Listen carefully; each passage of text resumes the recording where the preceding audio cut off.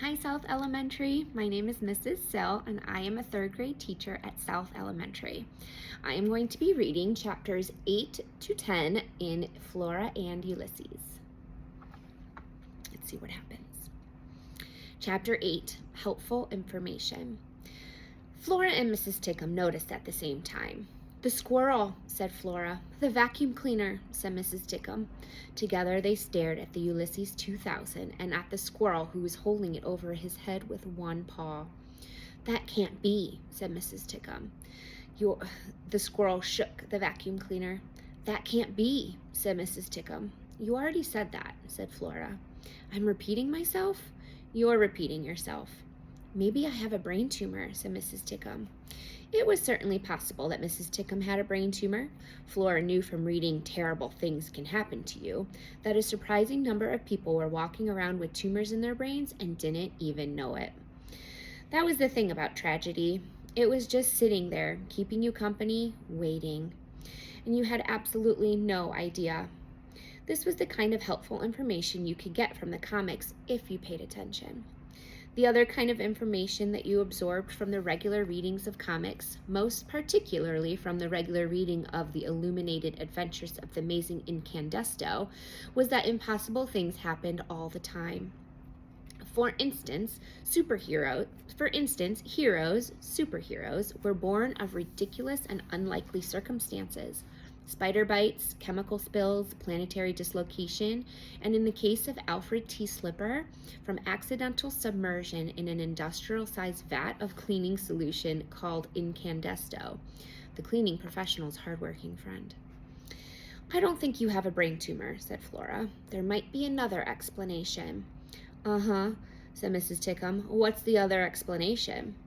"Have you ever heard of Incandesto?" "What?" said Mrs. Tickum. "Who?" said Flora. "Incandesto is a who. He's a superhero." "Right," said Mrs. Tickum. "And your point is?" Flora raised her right hand. She pointed with a single finger at the squirrel. "Surely you're not implying," said Mrs. Tickum. The squirrel lowered the vacuum cleaner to the ground. He held himself very still. He considered both of them. His whiskers twitched and trembled. There were cracker crumbs on his head. He was a squirrel. Could he be a superhero too? Alfred T. Slipper was a janitor. Most of the time, people looked right past him. Sometimes, often in fact, they treated him with disdain. They had no idea of the astonishing act of heroism, the blinding light contained within his outward humdrum disguise. Only Alfred's parakeet Dolores knew who he was and what he could do.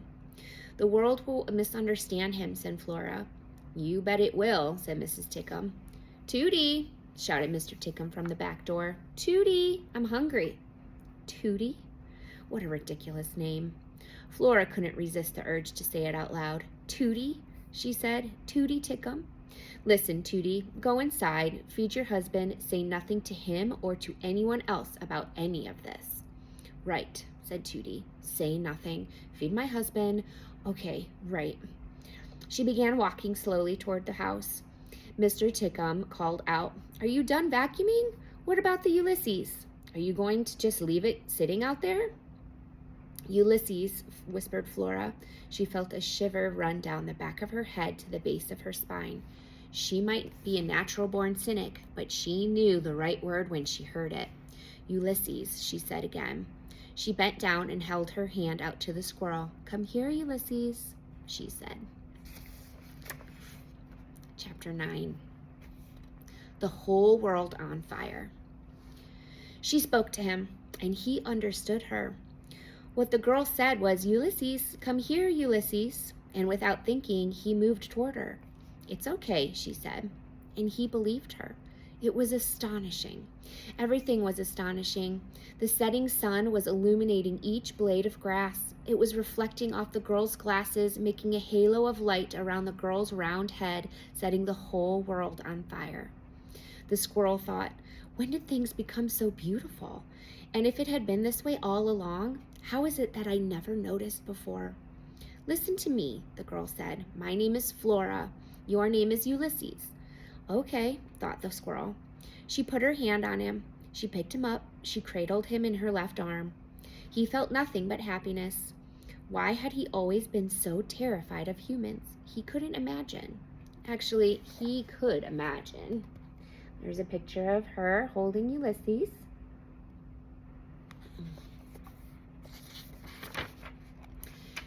There had been that time with the boy and the BB gun.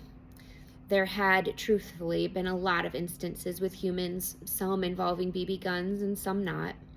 And all of them had been violent, terrifying, and soul-destroying. But this was a new life, and he was a changed squirrel. He felt spectacular, strong, smart, capable, and also hungry. He was very, very hungry. Chapter 10. Squirrel smuggling.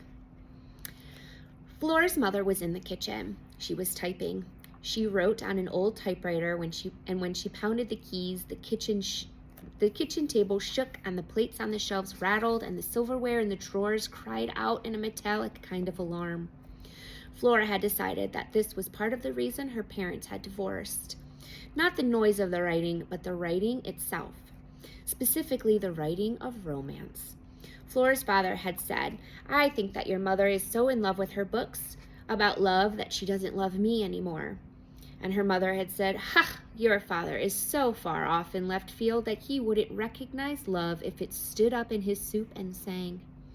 Flora had a hard time imagining what love would be doing standing in a bowl of soup and singing, but these were the kind of idiotic words her parents spoke. And they said the words to each other even though they were pretending that they were talking to Flora. It was all very annoying. "What are you doing?" her mother said to Flora. She was sucking on a pitcher pop. It made her words sound rocky and sharp-edged. Her mother used to smoke, and then she stopped. But she still had to have something in her mouth when she typed, so she consumed a lot of pitcher pops. This one was orange-flavored. Flora could smell it. "Oh, nothing," said Flora. She glanced at the squirrel in her arms. "Good," said her mother. She whacked the carriage return on the typewriter without looking up. She kept typing. "Are you still standing there?" Her mother had said. She typed some more words. She hit the carriage return again. "I'm on a deadline here. It's hard to concentrate with you standing over me breathing like that." "I could stop breathing," said Flora. "Oh, don't be ridiculous," said her mother. "Go upstairs and wash your hands. We're going to be eating soon." "Okay," said Flora. She walked past her mother and into the living room, still carrying Ulysses in the crook of her arm. It didn't seem possible, but it was true. She had smuggled a squirrel into the house, and she had done it right under her mother's nose, or behind her back, or something. In the living room at the base of the stairs, the little shepherdess lamp was waiting, a pink-cheeked smirk plastered on her face. Flora hated the little shepherdess. Her mother had bought the lamp with her first royalty check from her first book, On Feather Wings of Joy, which was the stupidest title for a book that Flora had ever heard in her life. Her mother sent away to London for the lamp. When it arrived, she unpacked and plugged it in, and then she clapped her hands and said, "Oh, she's so beautiful. Isn't she beautiful? I love her with all of my heart." Flora's mother never called Flora beautiful. She never said that she loved her with all her heart. Luckily, Flora was a cynic and didn't care whether her mother loved her or not. "I think that I will call her Mary Ann," her mother had said. "Mary Ann?" said Flora. "You're going to name a lamp?" "Mary Ann, shepherdess to the lost," said her mother. "Who's lost exactly?" said Flora. But her mother hadn't bothered to answer that question. "This," Flora said to the squirrel, "is the little shepherdess. Her name is Mary Ann. Unfortunately, she lives here too." The squirrel considered Mary Ann. Flora narrowed her eyes and stared at the lamp. She knew that it was ridiculous, but sometimes she felt as if Mary Ann knew something that she didn't know, that the little shepherdess was keeping some dark and terrible secret. "You stupid lamp," said Flora. Mind your own business. Mind your sheep." Actually, there was just one sheep, a tiny lamb curled up at Mary Ann's pink-slippered feet.